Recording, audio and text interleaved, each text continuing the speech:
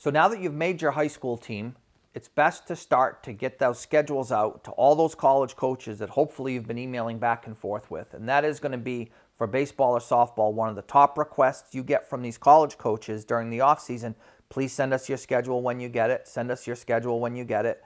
The one thing I would definitely advise players is not only to send that college coach your schedule, but keep that college coach updated. And the reason why I say that, at least in the Northeast, our schedules constantly change. Snowstorms, rainouts, reschedules. I like doing that for two reasons. Number one, it shows the coach that you're on top of it. But number two, it can be a gentle way of reminding him that you'd like him to come see you play.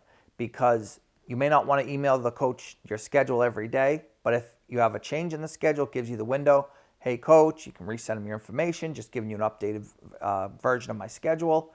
And it's kind of another chance for you to reach out with that coach. And a lot of it is human nature too. Don't just assume if you send that coach your schedule in the middle of February that, he's just going to show up 2 months later to come see you play. You want to stay in constant communication with that coach, especially when it comes to the scheduling. And when you're in the high school season, that college coach is also in his in-season. So it can be a little more difficult to get coaches to come out and see you, but leave that up to them. They do have volunteer assistants, and it's not uncommon for an assistant coach, especially midweek, to not be with the college team to go out and do some recruiting. It's your job to not only give that coach the schedule, but give them all your current scenarios, meaning especially if you're a starting pitcher, definitely give that coach enough notice on what day you're pitching. Hey, coach, I know you have my schedule. Next Wednesday, I'm pitching at home, 7 p.m. If you're a relief pitcher, maybe try to give them as much information as you have. Hey, coach, I know I'm not going to pitch on Thursday. There's a chance I may pitch Friday. If not Friday, then definitely Saturday. Lastly, you want to keep up to date on any injury concerns you may have. You do not want to hide injuries from the college coaches. Guys get hurt all the time, little injuries, big injuries. You do not want a college coach to show up at a game when you're not in the lineup because you have a sprained ankle or a bruise or something going on, or you're sick. Definitely want to communicate with those coaches if you're not going to be in the lineup that day, just as a courtesy.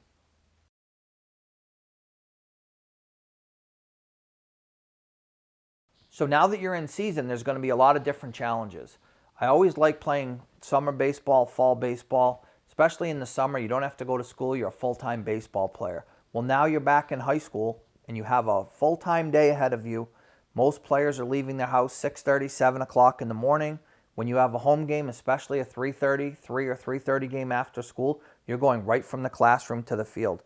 So especially on these busy times of year with exams and testing and all different types of full days of school that can vary based on your workload, you really have to do a better job managing. I don't even say starting the night before, but every 2 or 3 days in advance. What time are you going to bed? What are you eating for dinner the night before that game? When you get up in the morning, what are you eating for breakfast? Are you eating breakfast? What are you eating for lunch? Because you can find yourself leaving the school building at 2:30 on your way to the baseball field. You have no food in your system. And now mentally you're wondering, did you bring your homework? Did you get your homework done during study period? Do you have a test tomorrow? And next thing you know, you're out on the field with really nothing in your system and you're distracted. And that's something that we definitely try to avoid. So you want to do a good job preparing for your high school baseball or softball season with nutrition, with your strength and conditioning to keep you healthy. You want to stay ahead of your work in the classroom because your time is going to be extremely limited. We also recommend John Gold's Mental Mondays. If you go to our Firecracker Sports website, does an excellent job on how to handle the mental aspect of taking on a baseball or softball season. If you enjoyed the video, please let us know by leaving a like. If you have a question you'd like answered, please leave it below in the comment section. If you want to catch more of this content, make sure you follow or subscribe so you don't miss out on anything. Thank you. See you next week.